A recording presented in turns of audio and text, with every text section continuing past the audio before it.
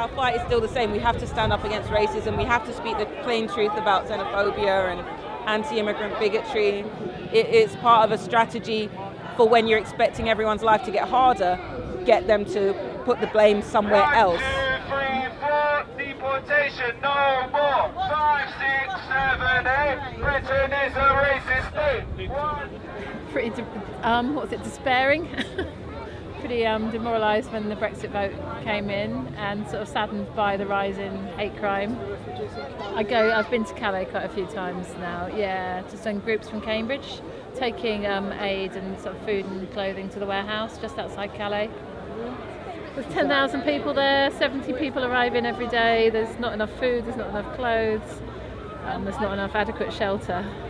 And the solutions that are being proposed, such as more walls and more fences, just are not solutions. So the French are proposing to demolish the northern part of the camp and send people elsewhere in France, but that's not really a solution either. So it needs a better, more sustainable solution, from the government, really, French and British government. Say it loud, say it clear. Refugees are welcome here. Say it loud, say it clear. Refugees are welcome here.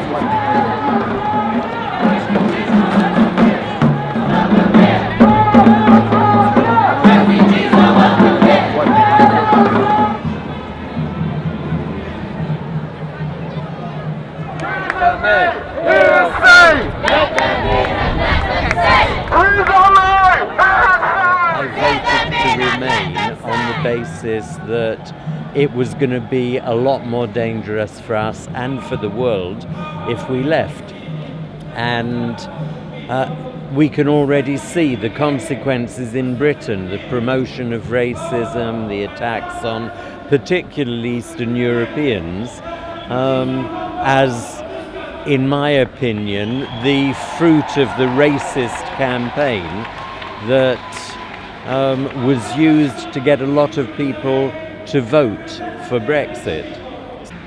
Things are not going to happen with the NHS that were promised and so on, and many people may well have supported Brexit in order to support the NHS. That's not going to happen. The money coming back into the NHS was at 350 million. Gender is one of the big aspects that makes some people maybe be more vulnerable in certain situations, and for example detention centers, there is some gendered violence going on in those places, and symbolic or sexual or physical violence, and as far as I'm aware there's not a big investigation that's going in those prisons, detention centers, to reveal to what extent this violence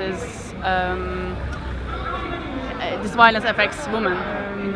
The way that, for example, the government turned down some women who tried to come to this country as refugees, and on the basis that they were not, for example, lesbian enough, that says a lot about their border controls, and that says a lot about how binary their thinking is, because for them there is like a lesbian model, and if someone doesn't fit in that model, then that person can be turned down, even though their declaration of their identity is, they say, I'm a lesbian. And we're here today to welcome refugees because we think it's important that someone does.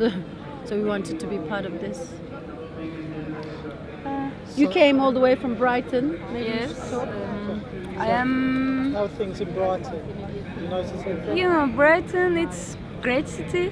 Okay, but sometimes I feel that I'm living in a hub. We are so open to everything. You cannot easily see everyday struggle actually when you are living in Brighton. It's great in a way, right? Welcoming everyone. But I am doing volunteering with young roots based in Croydon, and we are working with unaccompanied minors. So basically children between the age of 13 to 18 years old. and it's just amazing. Most of them are from Kurdistan and Afghanistan, Pakistan, and all these children came all this way alone. Maybe they left their families back in back in their countries, or some of them they lost their families on the way.